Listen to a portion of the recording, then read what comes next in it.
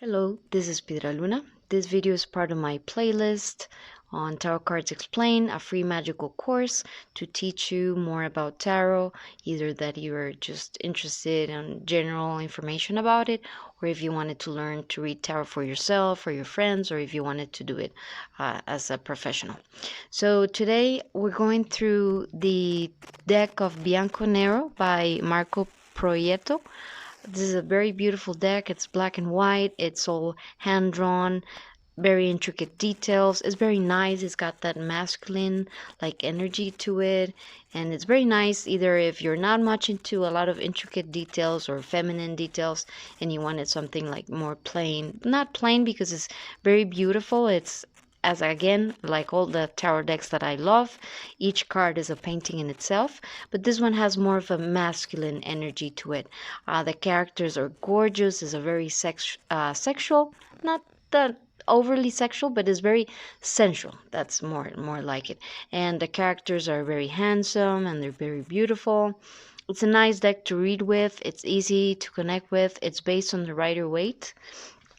Just let me read just a part of what the little book says. It says, Bianco Nero Tarot is a culmination of an artistic path that combines the studies of the human figure, art history, life drawing, and anatomy at the Academy of Fine Arts in Rome, with the study of etching at the School of the Art of Metal Making, creating illustrations that both seek to have an artistic value and to be functional in a tarot reading. So without further ado, let's go to the meanings like we've been going through the other videos. If you go to the playlist, you can start from the first video that I make, and basically it gives you all the introduction, and each video is a progression on how to go deeper and deeper on the meaning of the tarot cards. So like I've done with the other decks, I'll be going through each of the cards, saying the keywords, like the basic keywords, and giving you ideas of how these keywords could work in a tarot reading. Okay, so we go with the first one. As usual, is the same order. We go with the Major Arcana first and then the Minor Arcana. The Minor Arcana, I like to put them in the order of how earthly or white witches like to do it, or at least this white witch, which is first the earth, then the air, then the fire, and then the water. So we go with the Fool. If you remember the Fool from the other videos, the Fool, it's either a call to jump into the water, to take a risk, or to be cautious about where you're heading because you're not seeing things through. The Magician is the manifester of the deck. So it means manifesting things into action. It's making plans and making them happen. The High Priestess, it's about intuition. She's the gatekeeper of a tarot deck. So the more you can get in tune with the High Priestess of each of the decks you have, or if you only have one, then I recommend to, sorry, there's a little stain there, to connect with the High Priestess because she's about intuition. She's, as I said, the gatekeeper of the tarot deck. The Empress, she's about abundance, fertility. She's a wholesome woman. If you ask in a love reading how somebody sees you and they see you as the Empress, they see you as the culmination of the ideal of what a woman would be. And by that I mean she's empowered, she's loving, she manifests, she englobes all the 4 queens of the deck, and she's mastered all the levels that can be mastered in life. So she's almost getting into that goddess level. Look how gorgeous she is. The Emperor is about dominion of the self or dominion of a situation, or it calls to be in dominion of a situation. The Hierophant is about tradition. It's about rules and regulations. It's about orthodox ways of seeing life. It's also about orthodox religion. As you can see, we have a Pope. This one is a very, very sexy card. One of my favorite lovers card. Of course, it means, it could mean, of course, sexual relations, given what the card is describing. What you see here, the beautiful card, it means lovers, like relationships in love, or it can mean decisions in love, or just plain out decisions. But this one is more based into the situation of relationships, love relationships. Very nice, very loving, very intense. The Chariot is about movement. And as I said before, it's about fast movement. And as I said before, when you want to move fast, you need to know where you're heading. So you need to have a direction. It also means victory, movement, or victory, depending on what you're reading. Strength is about, well, strength usually of your inner self, and as well as managing a situation with, instead of you being forceful, more like being more compassionate, having compassionate strength. The Hermit is about introspection, going within and looking for answers, being alone as well, because that's what you need when you need to meditate. We all go in a place where we can be alone so that we can meditate. The Wheel of Fortune is about change. Depending on the surrounding cards, it could be positive change or negative change. Usually it refers to positive change, things that need to move forward. And it could also represent like very prosperous change coming your way. Justice is about balancing situations, is about also legal situations, judiciary system, or it can mean about considering what is the right thing to do in a given situation. The Hangman is about seeing things from a different perspective, but it can also mean a sacrifice. And it also means a period of waiting, of like a stalemate, or just waiting while a person meditates on what they want to do, or you yourself need to meditate on what you need to do before you move forward. And especially it calls to seeing a situation from a different perspective. Death is about rebirth. It can signify things in your life that need to die for new things to arrive. Very, very, very rarely it actually means the death of somebody. I never had a reading where it actually means that, and actually I hope I never get such a reading. But whenever you get it on a reading, it means the death of ideas, of situations, or the rebirth. It's a positive card to get, actually. Unless, of course, it's surrounded by negative cards, then it means something is going to die in like a relationship or a situation, and you're going to be a bit frustrated or sad about it. But again, it's usually very positive. Temperance is about balance. It's about that balance between always being in the middle, not being extremist. Even too much of something good is a bad thing. So it's that kind of idea to keep balance in your life. The Devil is about vices and the things that chain us. It's about our voluntary chains to things that do not serve us. Addictions, and it can also mean obsession. Not always is it a negative thing. If it's surrounded by positive cards, and even maybe cards of love or partnership, it can mean that if somebody is very, very obsessed with you, or even that they enjoy sex with you a lot and it's become a bit obsessive. So it's not always a negative card. The Tower is the card of things that had to break down because they no longer serve you. It's the breaking of paradigms, is the end of eras, the end of certain notions, things that do not serve you. And usually it all happens when the structure of whatever, a relationship, a job, or an idea was not strong enough, so the foundation had to collapse in order for you to progress.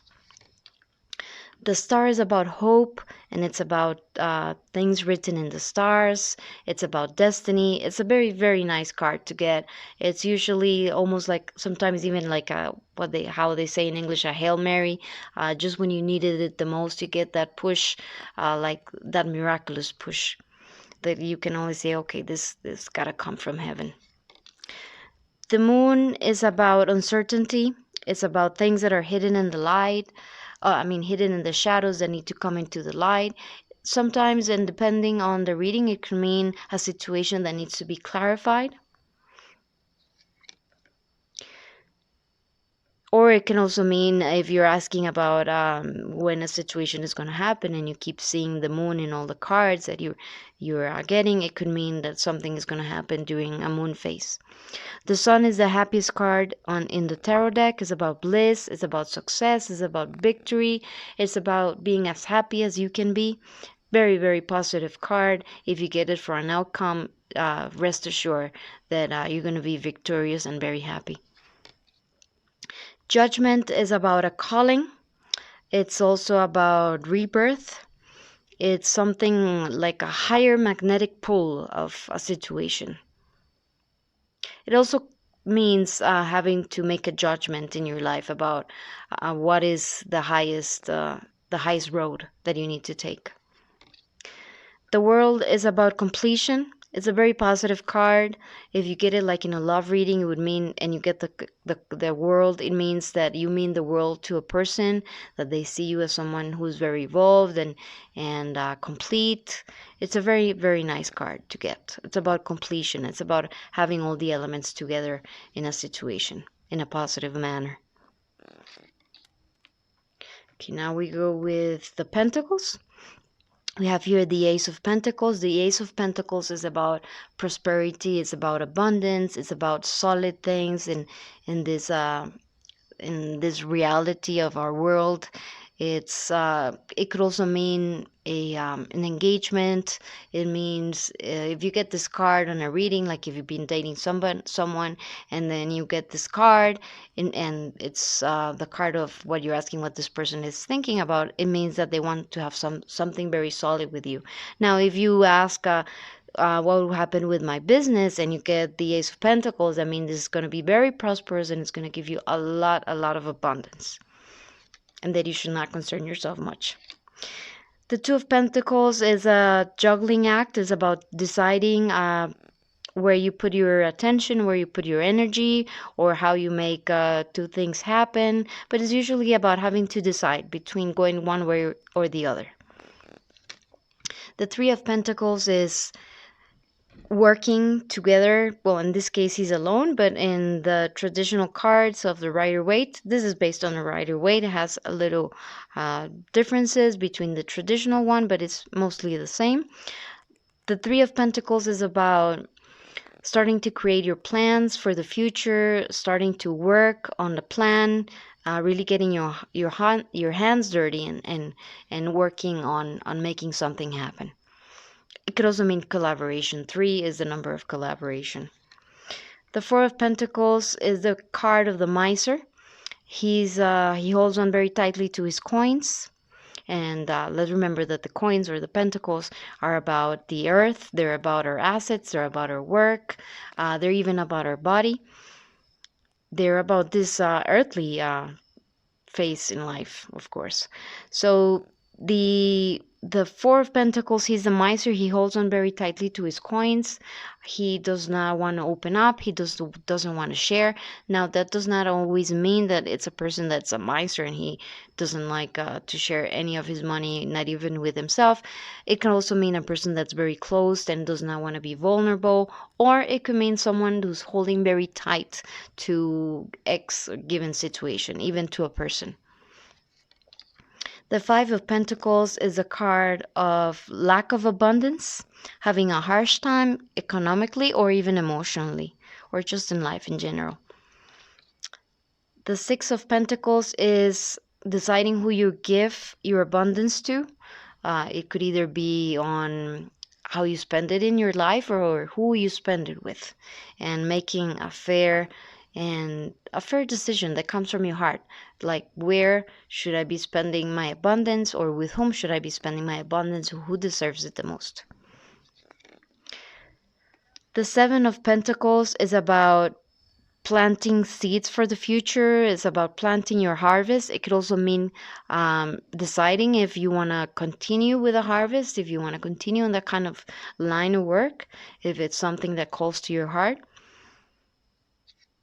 The Eight of Pentacles is dedicating yourself to work, on honing your skills, being very focused on either earthly situations, on your job, or on your house, but usually it means developing your skills or being very concentrated on your work, or even on your relationship, working on your relationship.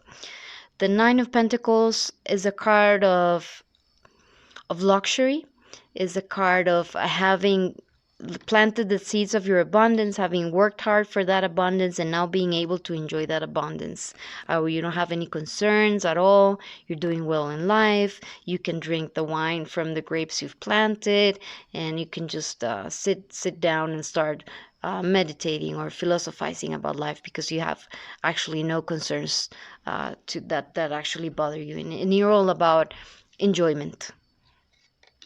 The Ten of Pentacles is a very abundant card.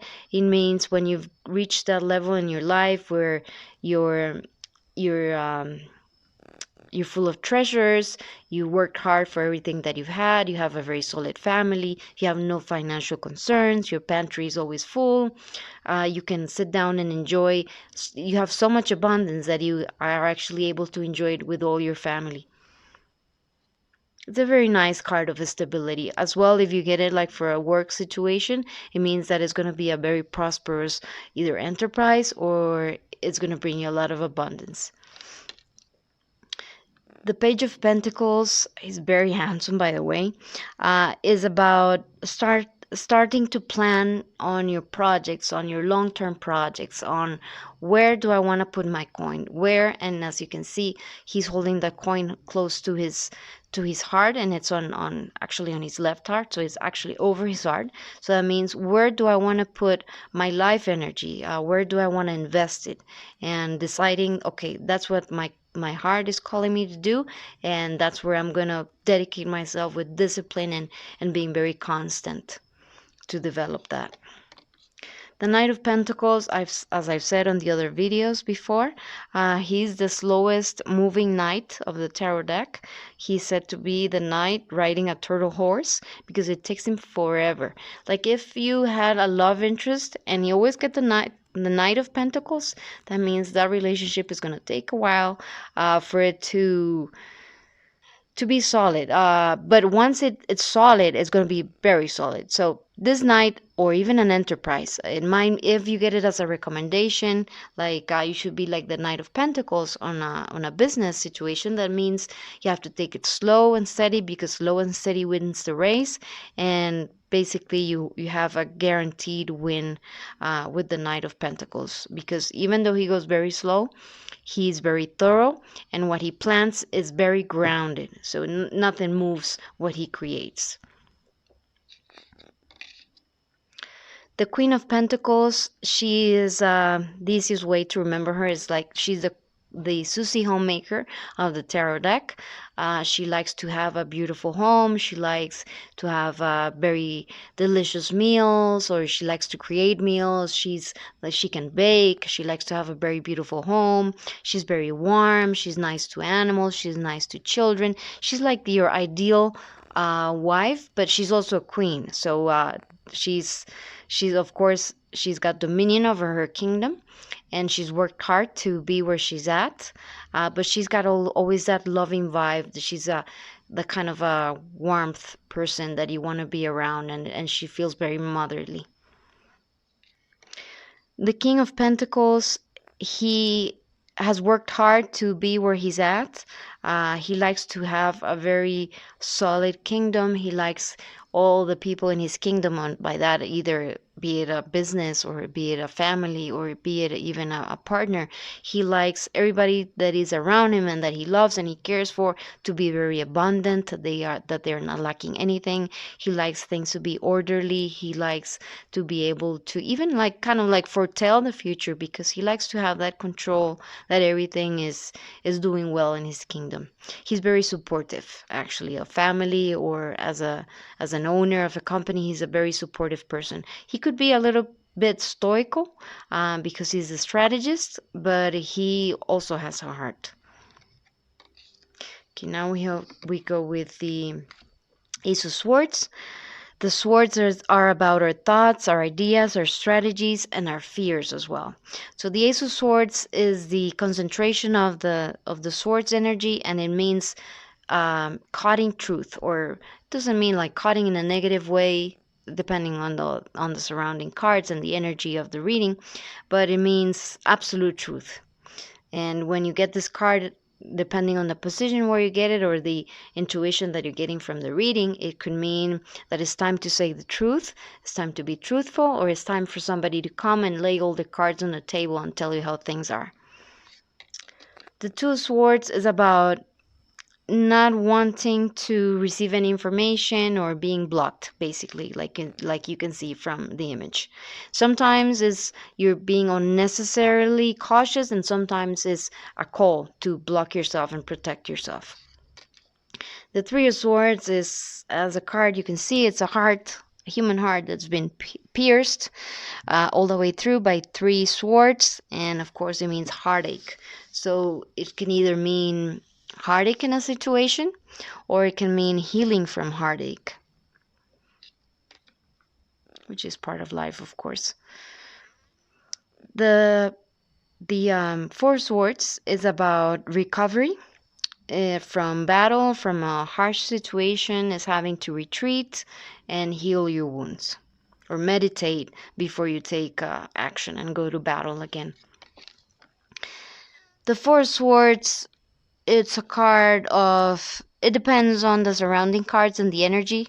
It depends on the position that you get it, and what you're asking about, but it can mean either defeat, or it can mean victory, or it can mean that somebody used deceit to win, or that you need to use any kind of well, of course, nothing that's um, morally unethic, but that you need to use all the ace on your sleeve to win a battle, or hide an ace on your sleeve in order to win a battle. The Six of Swords is moving away from conflict and moving into calmer waters. It also means movement. It could mean people that are separated by a large mass of water as well, but it's movement and travel. The Seven of Swords is about tricky behavior. It's about being deceiving, or it means being to conceal your next strategies. The Eight of Swords is about feeling stuck, not knowing where to move, not knowing how to escape out of a situation. Usually when we're very burdened by situations in life, we don't know how to move forward, and we feel like we're stuck and there's no way out, especially when we're overwhelmed or we're depressed and everything seems like gloom and doom and there's no way out.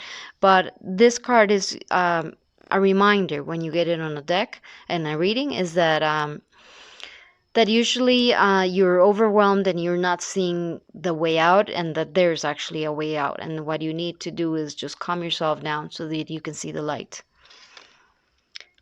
The Nine of Swords is about nightmares, is about paranoia, it's about mental concerns, it's about being very overwhelmed. Sometimes it means that you're going through a situation in life where you're feeling just like this, and sometimes it means that you're overreacting to a situation and you shouldn't concern yourself like this. The Ten of Swords, you see here a man who's been stabbed in the back 10 times. So this card means excess. It could also mean obsession. It could mean an overthinker as well, because it's the swords and it's an excess of thinking. Or it can mean that somebody stabbed you in the back really bad.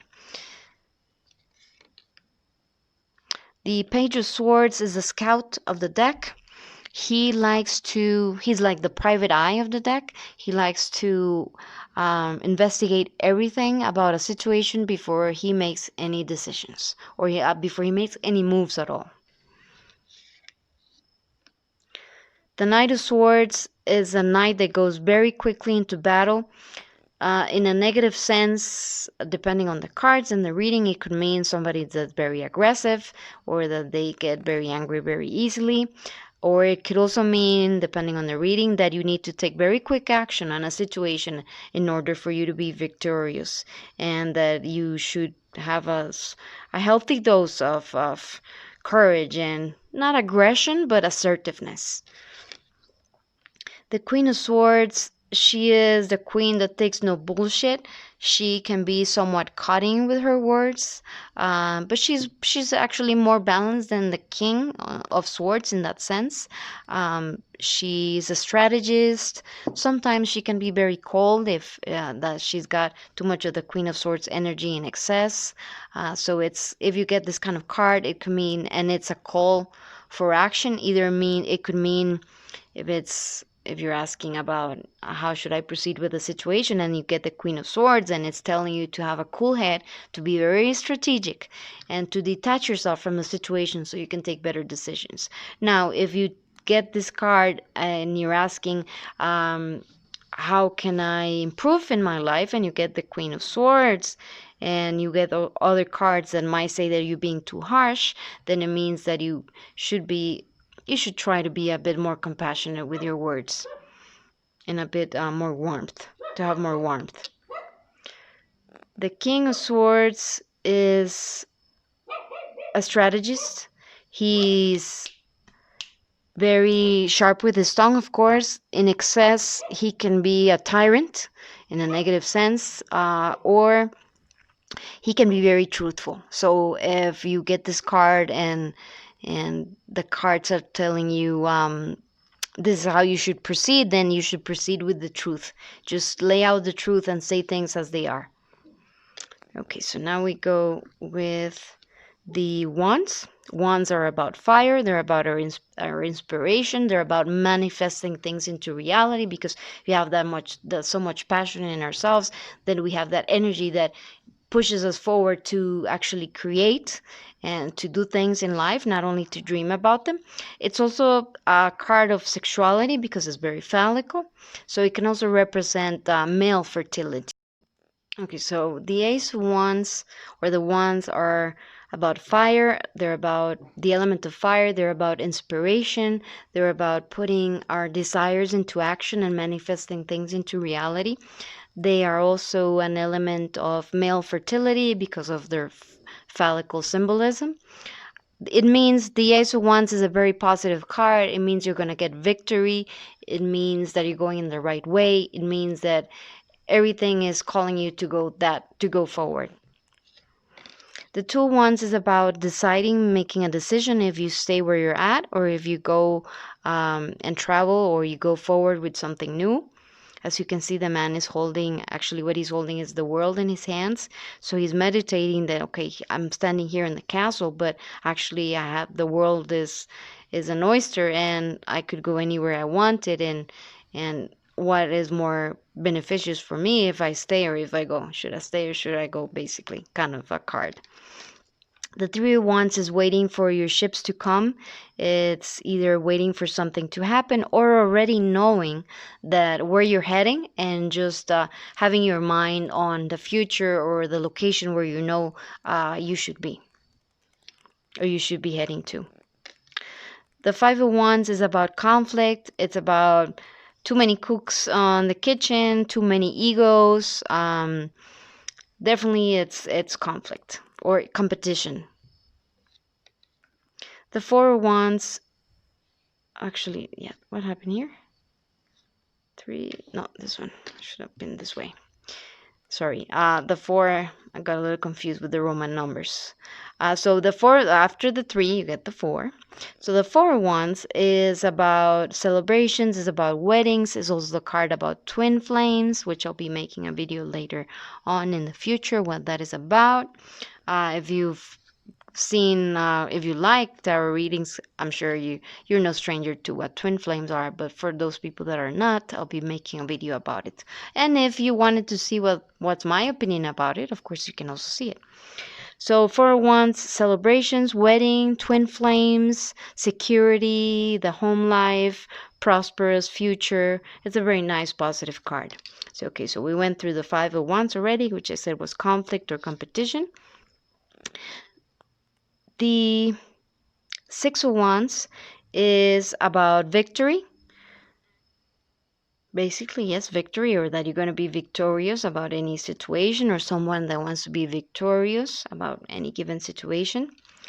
Seven of Wands is having to defend your turf, having to defend your position, or being attacked by several people. The Eight of Wands is about messages, either having to send messages or receiving messages. The Nine of Wands is the wounded warrior. Is either having post-traumatic stress disorder because you've been going through trials and tribulations, or childhood wounds. So basically it means you don't want to let anybody in, and you're hyper vigilant. And it could also mean, if this is the advice you're getting about a situation, then it means that you need to protect yourself, of course. Ten of Wands is carrying too many burdens and having to having too many burdens and either having to put them down, or already being at the end of the ordeal of a tribulation that you've been going through. The Page of Wands is the start of an inspiration, of an idea, of a business, or even like an interest in love as well, like the beginning. The Knight of Wands is a fast-moving knight. He's very courageous, he's very utopic, he's very fiery, but sometimes, as a lot of the fire signs, he might have the problem of not being constant, or about changing his mind very easily. So that could be the negative side of the Knight of Wands. Now, when I say the negative things about the cards, that does not mean that when you do a reading, you're going to apply all those keywords and all those meanings. What it means is that depending on the surrounding cards and the energy that you're getting from the cards, then that's how you're going to apply the keywords.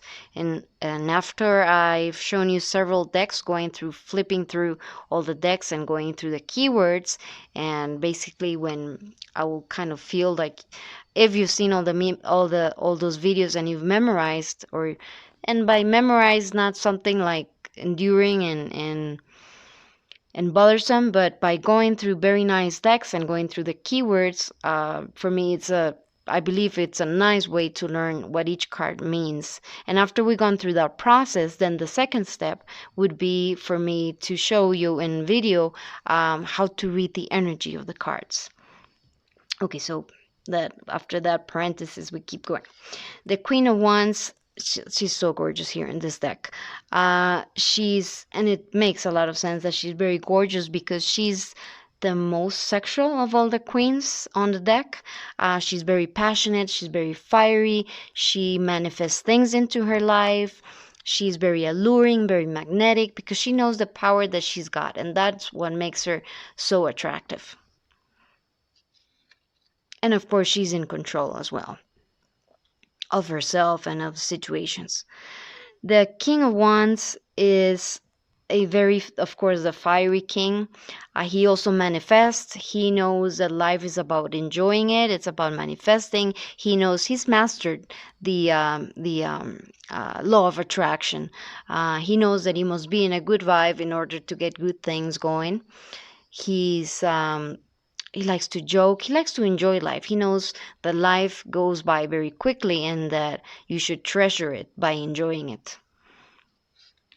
Okay, so we go to the last suit, which is my favorite, the cups, which are about water and emotions and relationships, either in love or business, or how you should be approaching things in life. If you're asking about how should I approach whatever situation, and you get the Ace of Cups, it means you should approach it with unconditional love. You should approach it with an open heart.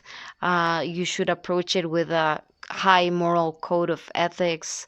It's also the card about religiousness or spirituality. Not religiousness, but about spirituality. Is the holy grail of the emotions. That my cup runneth over. It's a card of emotional fulfillment. Is a card of for me, of what's most important in life, like that passage from the Bible, that the most important thing in life is love, which is why I like to have this the suits of cups at the end, because I think that they are the treasure from all the suits. So then we have the Two of Cups, which is about relationships. It's about true and authentic love. It's about marriage, and it's a marriage of love. It's not just a marriage because we just decided it on a whim, but it's true love. If you get it for a business situation, it means that business partnership is going to be very prosperous and very harmonious and very blissful. The Three of Cups is about celebration. Could be part of like the celebration on a wedding. It could also mean reconciliation. The Four of Cups is about not seeing a gift or a miracle that life is giving you, not seeing the abundance that you have, or not being in a situation in your life where you can actually see the good things that are happening because your mind is focused on you've gone within probably to do dark night of the soul, so you're not in that moment where you see things with sunny eyes. You are more in the energy of gloom and doom. So if you get something good going on, you're not able to see it. Rejecting like a miracle. The Five of Cups is a card of spilled milk because three of the cups are on the ground, and their liquid has been, of course, it's on the ground. He still has two cups that are full, but he's focusing on the cups, on what he's missed. He's thinking about the past. It's also a card of nostalgia, but it's again like this card, they have very similar energy. It's about not seeing the good things that you still have going on, being blocked on the negative things. The Six of Cups is about childhood. It's about innocence. It's about giving things from your heart. It can also represent past relationships that still have life in them, a spark in them, or it can mean past life relationships even. It's a very nice card of innocence and nostalgia. The Seven of Cups is about having to decide on what is best for you, or what actually you want from life, which path you want to take, what would be the best path for you to take. Having to decide as well, having many options too. The Eight of Cups is about walking away from things that no longer serve us. It's usually a card that you get once you've gone through a harsh life lesson, and you've already gone through the lesson, and you already understood everything you needed to learn from that situation, and it is time for you to walk away from it because it's no longer for you. It's not in your best interest. The Nine of Cups is a card of wishes fulfilled. It's about getting all your wishes granted. It's a very nice card where you can lay back and relax and enjoy and just feel blissful. It's celebration. It's also victory. It's a very nice card. The Ten of Cups is the card of the happy life of if you get it for a reading and you're asking, okay, well, I'm dating this man and I'm not sure about what his intentions are, and you get this card. And of course, when I say all these things, of course, tarot is for entertainment purposes. I believe it's a divine oracle, and as such, it can be helpful in your way, but you should never take decisions solely based on what a tarot reading is giving you or a tarot reader tells you. You should always check reality with the advice you got from the cards, and you must be patient because a lot of times the information that the cards give you are things that are not going to happen like in sometimes months, 6 months, a year, or a couple of years from now. And sometimes it's just around the corner. You never know. I mean, you don't have that much certainty with cards. And as well, I mean, we all have to be very humble. Even the best tarot reader can be wrong about their reading. It can happen to anybody. So always have that in mind. But then again, if you're asking and if you want to entertain yourself and you're interested and you want to ask tarot cards about X topic or love, which is a very normal topic to be asking about, very popular topic. And you get the 10 of cups is a blissful family life.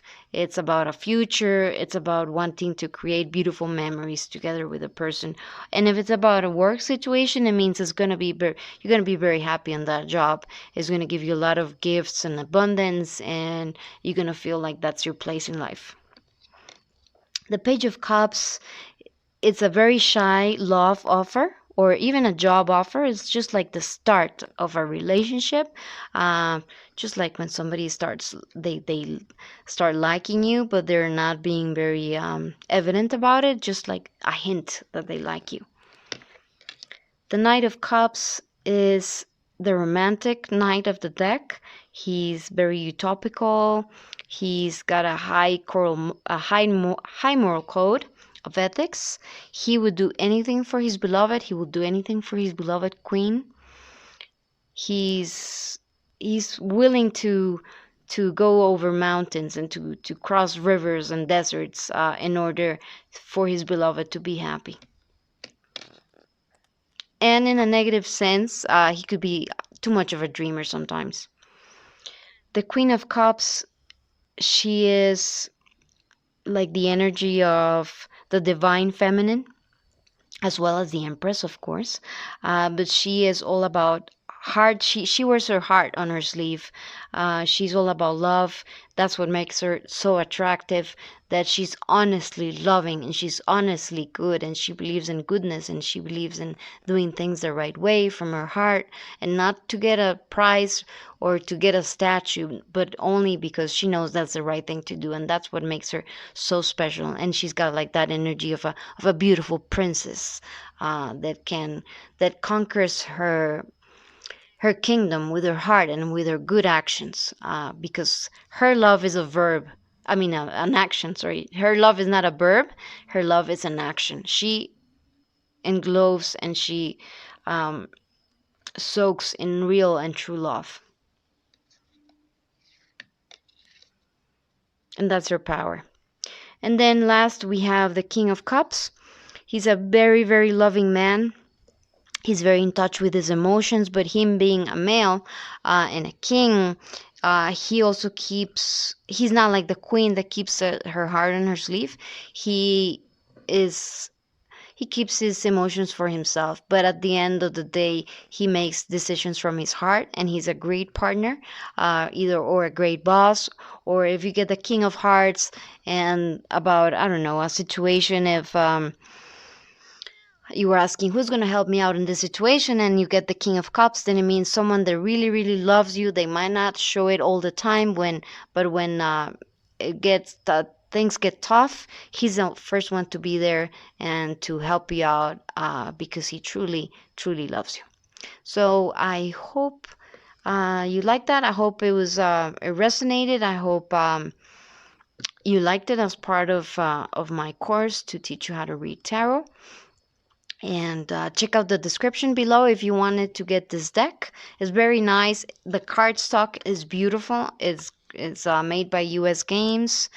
I'll put the link on the description below if you want to get it on Amazon. It's great for beginners. It's great for women, for men. It's great if you're a collector and you like, as I do, tarot decks that are made by artists, and it's basically like having 78 paintings in a little box. So with that, I'll say goodbye and thank you.